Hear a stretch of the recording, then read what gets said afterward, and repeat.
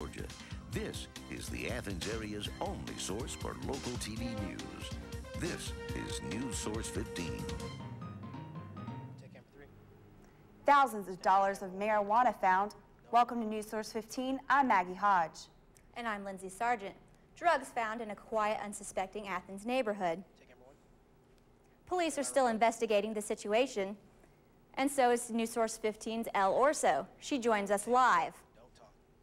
Elle, I understand that you found out that the homeowner and one of those charged had the same last name.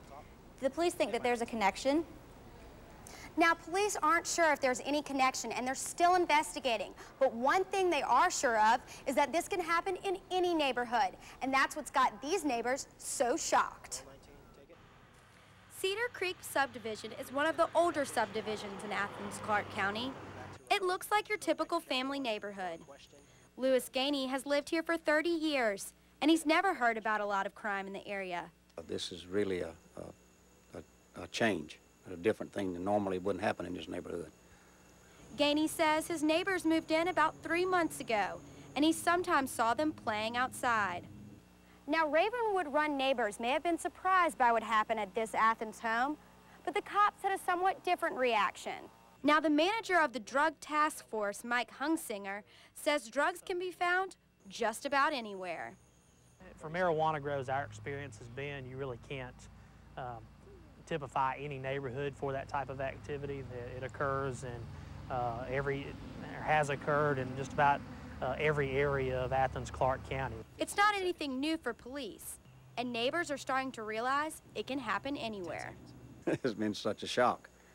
So, but I guess it can happen in any neighborhood. And I guess, you know, drugs are not prejudice. They don't care who you are. Now, the owner of the grow house, if they're found partially responsible, may risk losing it. But Lieutenant Hunsinger says he has not spoken with the owner yet. Now, Elle, I know that last spring there were a lot of drug stings in Winder and around some other Atlanta suburbs. Do the police think that there's any connection there? No, Lieutenant Hunsinger said that he is pretty confident there is no connection.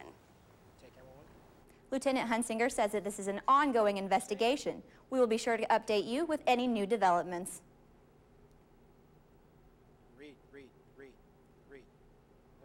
A person involved in a car accident last night is still in the hospital this evening. Sandra Bowers was a passenger in a car that was hit on Oconee Street last night around 7 o'clock. She's listed in fair condition at St. Mary's Hospital. Take a look at the video we got of the crash scene. Firefighters had to saw the roof off to get one of the cars just to get out the injured driver.